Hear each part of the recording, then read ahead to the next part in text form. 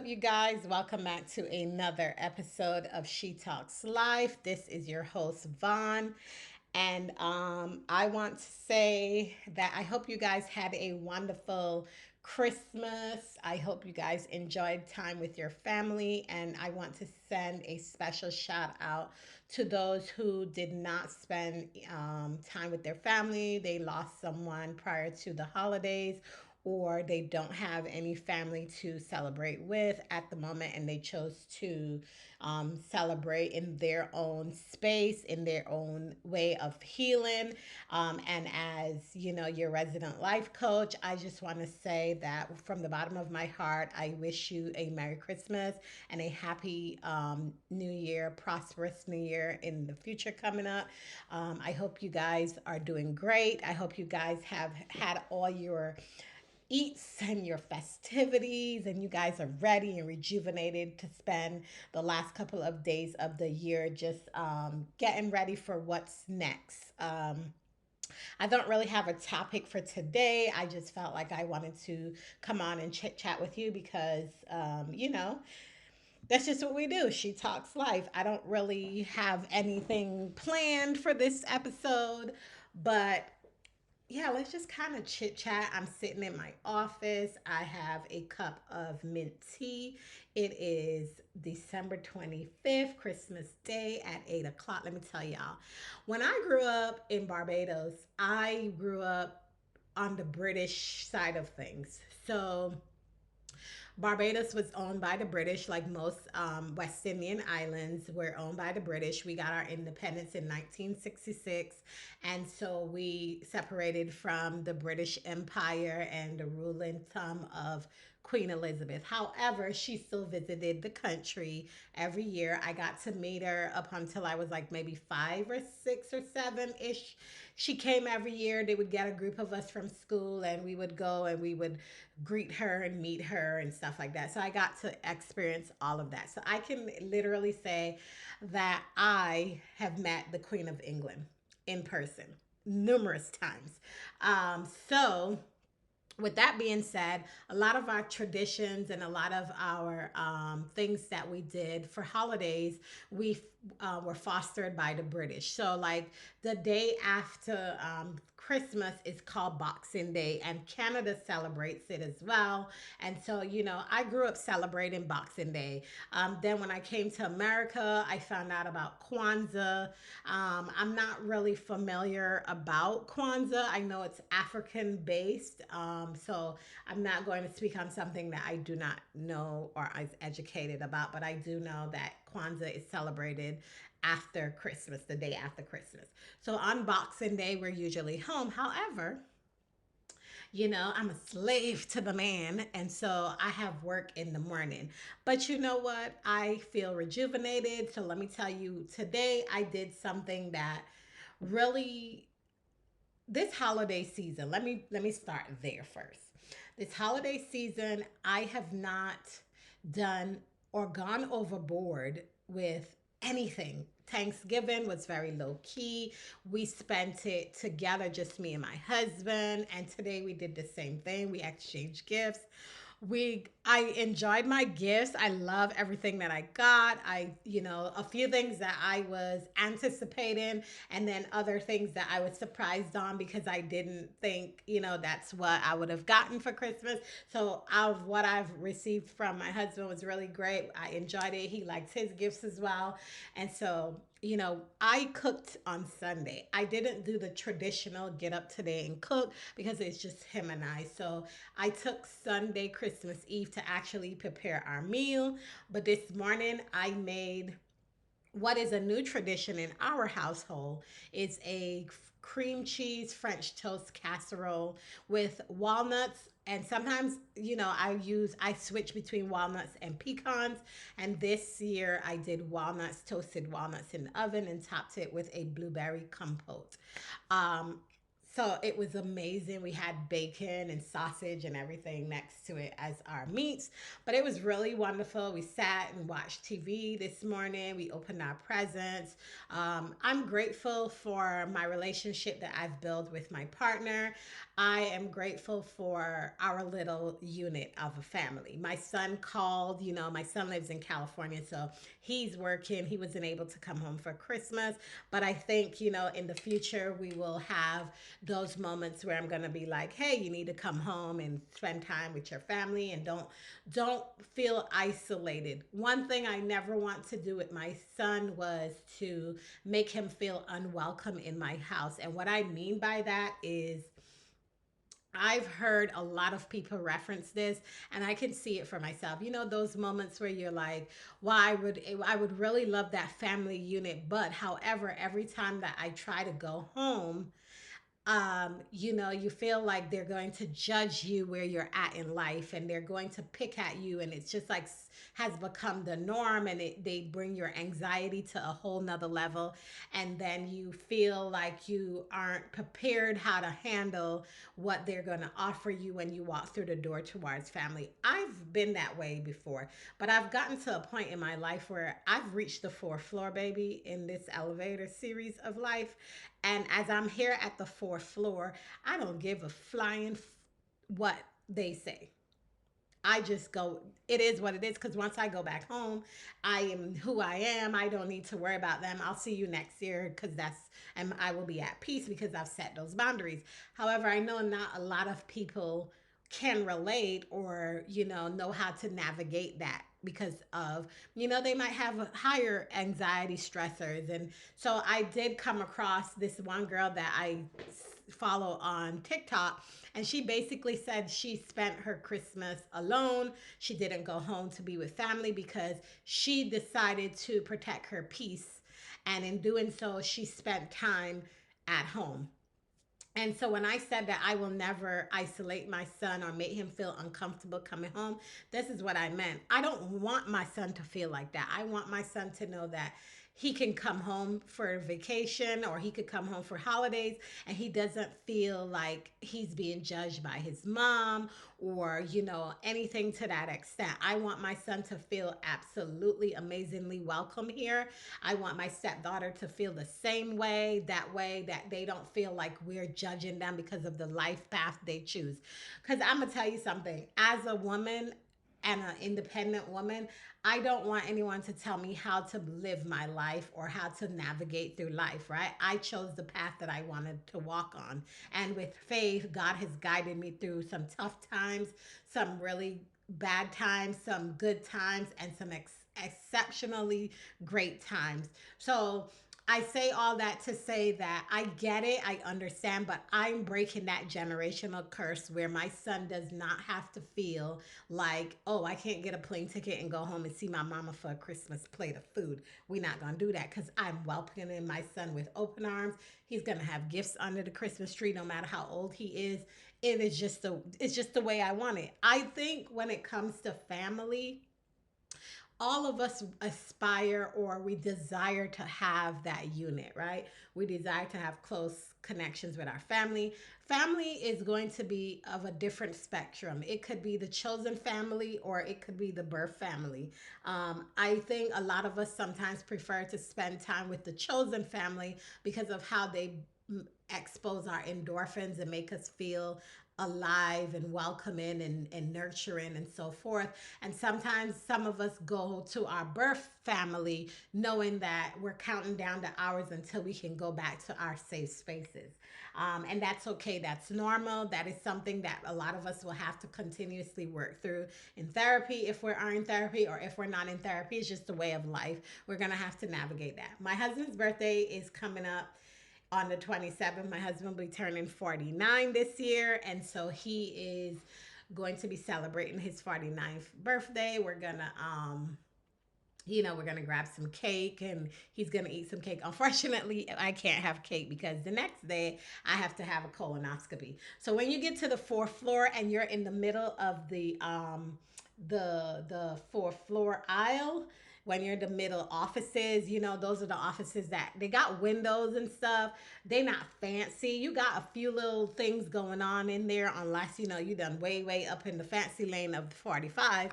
But when you get to that middle section, there's a lot of things that come with it, right? You still sneezing and peeing at the same time, but you got to go and take care of some stuff. You got to get some maintenance and some fine tuning. So I'm going to be having my first colonoscopy on Thursday. And so if you don't know, as a woman at 45, they always ask you to get your colonoscopy so they can get a look at it, because I believe this every 5 years you get one. I believe, I'm not sure. I think you get the first one at 45, and then you get the next one at 50, and so forth.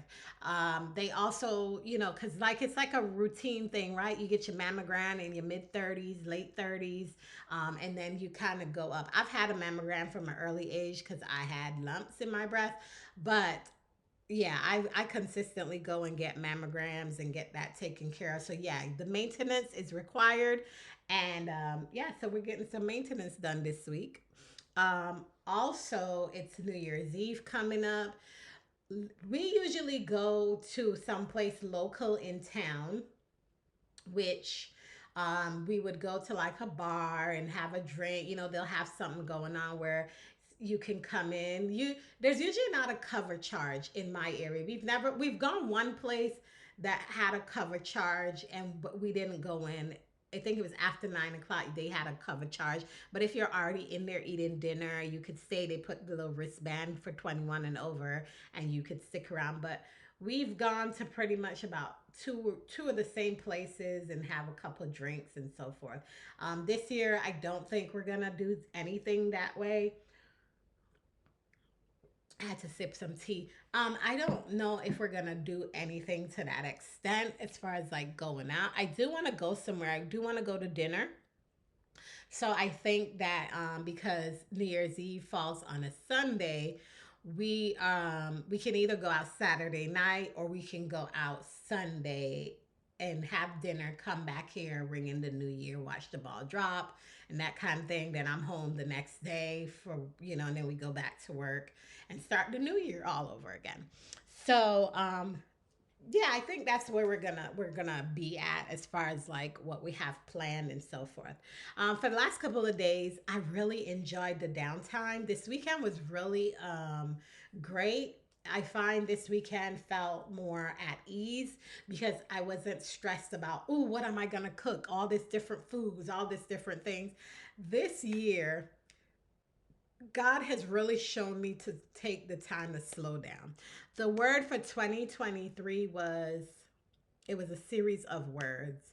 It was self growth and um not self-care, because I that's a all the time thing, but this year was pretty much about growth. And I think as I propelled into all that I have been going through with the trying to get back in the house, being able to do some things around the house, I found that I was really in a position that was causing me to like be stretched so far in my body, in my thinking, right? I had a lot of stretching in my physical, but mostly in my mental, my emotional, and spiritual guidance. And I think the new word as I chose was evolving. When I met my therapist, I met her a couple weeks back and we talked. She's like, "What's the new word for 2024?" And I said, "You know something?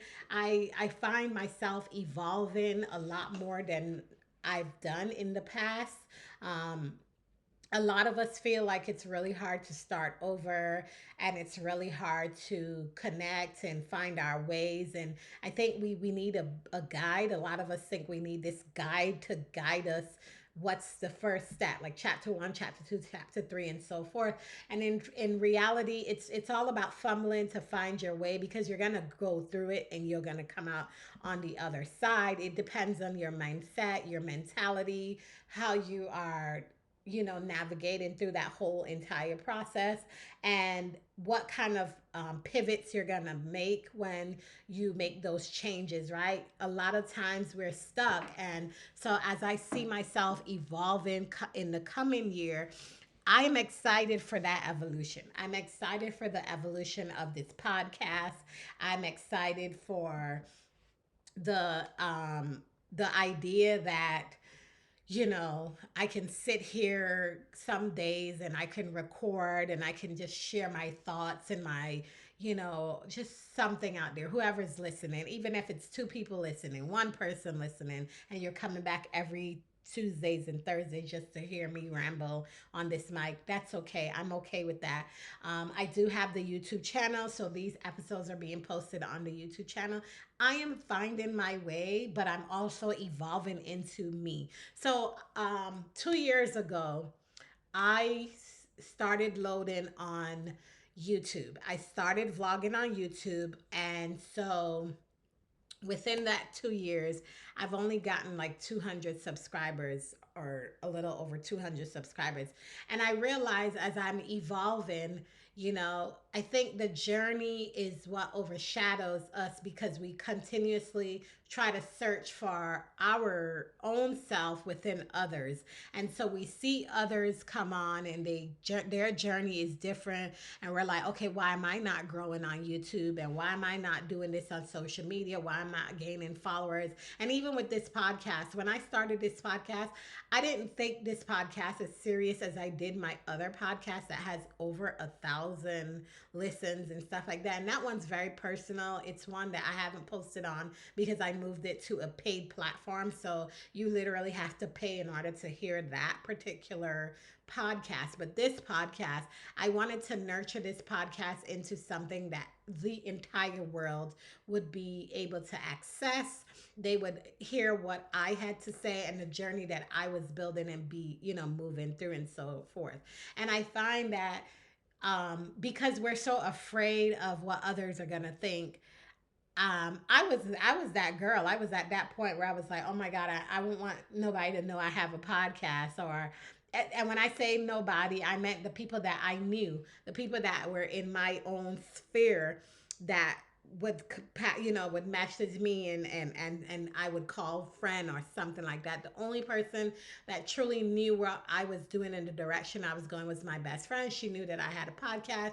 She knew I was interested in that because we vibe and we click, right? You're the company you keep. She's always been my champion, always been championing me on for all that I've always told her I wanted to do. And so when I started this podcast, I had no idea where I was going to go with it, right? I was like, oh my God, is it going to be something that's worthy of others listening? What people think if they heard it, because I'm so candid and I'm so, vulnerable. I had someone before told me on my other podcast that I am very candid, and I was like, some people could take that wrong. I didn't take it offensive. I took it as, me sharing is because I want to help someone, right? That's my testimony. And so I share. I overshare in some other people's eye, but I'm no longer bounded by those past things that happened to me. I've evolved. And so as I evolve, I have to release all that oldness that I was holding on to, all that moments of doubt, all that moments of scarcity, or, having the mindset of being scared or being like judged if somebody that knows you personally listens to your podcast and hear my deepest darkest secrets. You'll not hear those deepest darkest secrets here, but you will hear how I navigate life, how she talks about life and where she's going. That's why I called it She Talks Life, because I just wanted it to be about life. No matter what topic I talk about, someone out there can resonate and they could hear what I'm saying, and maybe they can relate to it and kind of connect with it. Um, it takes time. I think we all feel like we need the overnight success. I don't need overnight success. I am here to just turn this mic on, release all that's in me, and go about my day. I am currently working on a book. I am a writer. I don't remember if I've ever mentioned it in any of the podcast episodes, but I also am a writer. I've self published poetry, I've self-publish or try to self-publish a few number of works, of bodies of works. But this one is dear to my heart because it's going to talk about, um, you know, life coaching and where I'm at as a life coach, and how I can help, and what what steps I'm taking towards this. So I'm so excited for it that I can't wait to kind of when it comes out and it's released, and share it and stuff like that. And so I'm just gonna read you a little excerpt from the introduction. This is just a rough draft.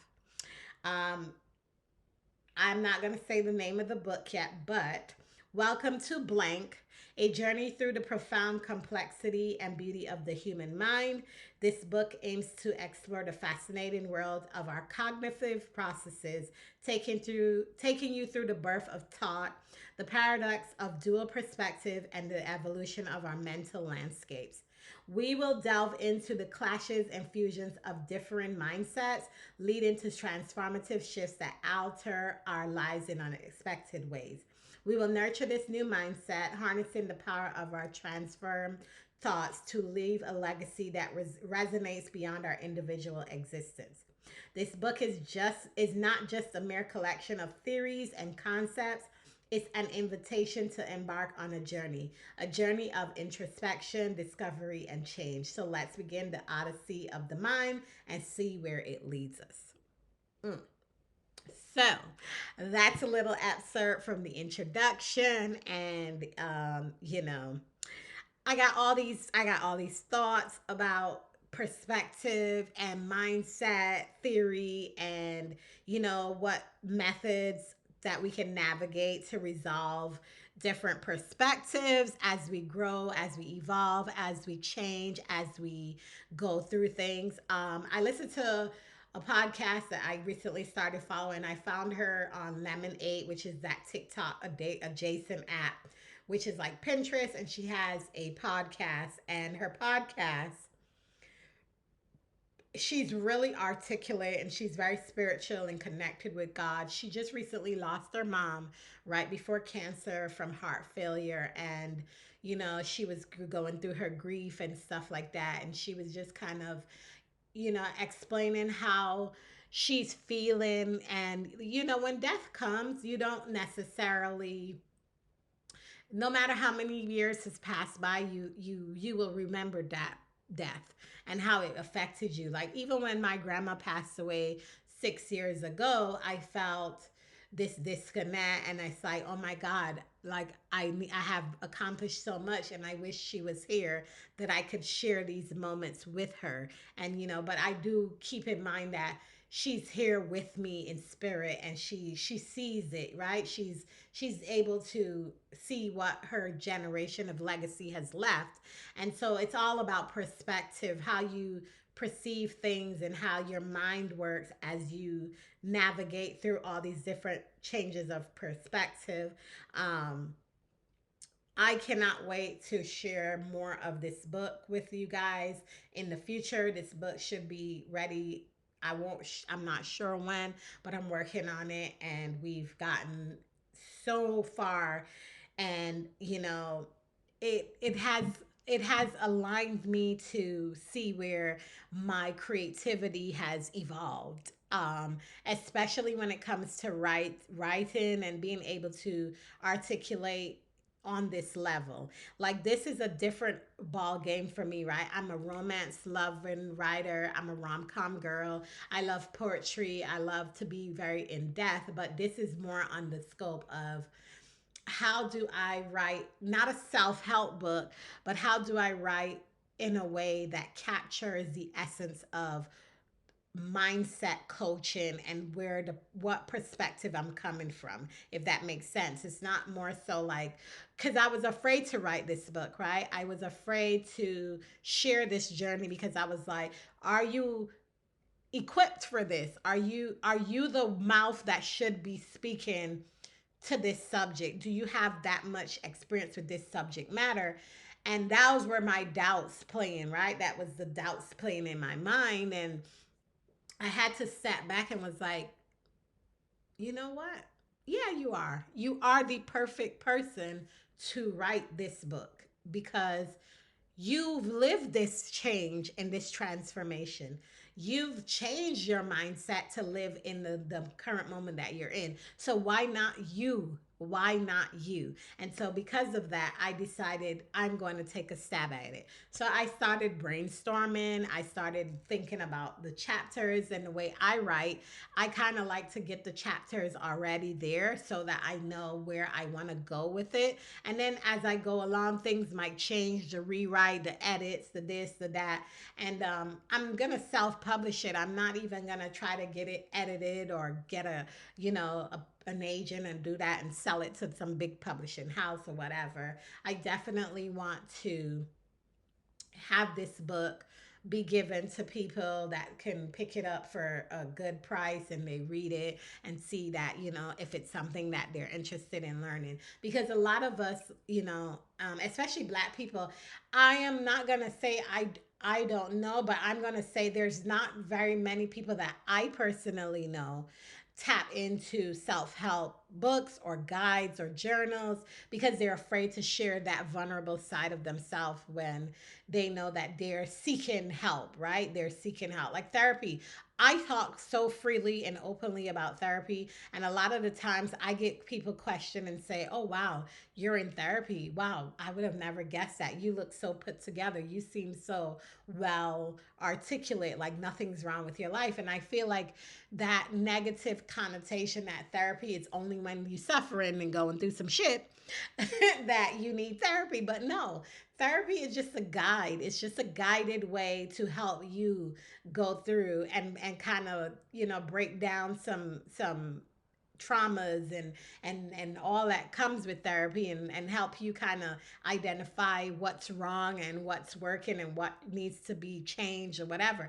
And then in the life coach sphere, the life coaching is just to get you to the path of what you're trying to get to. If you're trying to get to a specific goal but you don't know how to navigate that, I am here to step in and kind of guide you through that. That's what life coaching is, right? We tell you what you don't want to hear. We tell you the truth. We make you see through the mirror. Like, look at yourself in the mirror and look at your life. Like, we actually force you to take stock in where you're at so that you can break away from all those bad habits or all those negative things that are holding you back and not freeing you so that you can become the person that you're aiming and aspiring to be. Um, there's a lot of times when we feel like, and here's a story. I'll tell you a quick story before we wrap up. So, if you've never been into social media, like the gossip columns or whatever, like the shade room and all that stuff, there was a girl, her name is Nicole Kane, and Nicole was the owner of Nicole Bitchy. It was a gossip blog, and she pivoted her life from that gossip behavior to now this brand of person. She did a mindset shift. And what that means is you take stock in what you're doing because you're realizing that it's not sitting well with you as a person, and maybe your values are being diminished and you're starting to get an idea like something's wrong with your life. And so you're like, you know what, I don't want to do this anymore. That's not who I am. That's not the person I am. So I can't live like that. So she shifted to become um this new business venture. She's built a successful business, and her new business is called Exo Nicole, and she has what is called My Happy Flow, which is geared towards women with unstable, unhealthy periods, and she is, helping them navigate through that. So she went from a gossip columnist to this successful blogger where she's shifted from being the nasty negative person, and now she is showing out like who she is, and she's also using her tool that God gave her to be that person, but more in a positive light. So that mindset shift that she did was what caused her to become who she is today. And a lot of us need help like that, right? We need that mind shift in our life, but most of us don't want to go through that paradox. A lot of us are afraid to shift because we are afraid of what others will think. Now, I'm sure that Nicole Kane felt like, oh my God, if I shifted to this, the people that came and helped me build Nicole Bitchy, they're gonna run off, they're gonna leave, and then I don't have nothing. But sometimes because of where you start, and if you shift, there's room for new audiences to come, right? New people to come and discover you. And you always hear people say that your audience, those who are for you, will find you. And that's how I feel. And so, in this new evolution of life under She Talks Life podcast and my YouTube channel, I am evolving into where I want to be. I want to be successful on YouTube with the channel. I also want to be a successful podcaster. And I also want to be a successful life coach. And in doing so, I am here to say that 2024, I am aspiring to be all those things by the grace of God, walking in faith in His light, knowing that He has set a fire in me and I cannot go back. I am doing a mindset shift and I cannot wait to share all that with you guys in the next year. I hope you guys enjoyed this little episode that I have for you, and I will see you in the new year. There will not be an episode on Thursday. This is the last episode for 2023, and I will pick back up and see you on January 4th with a brand new episode talking about brand new things in life and what we need to conquer, and let's go from there. I hope you guys enjoy it and have a wonderful, wonderful, happy holiday season. Bye, guys.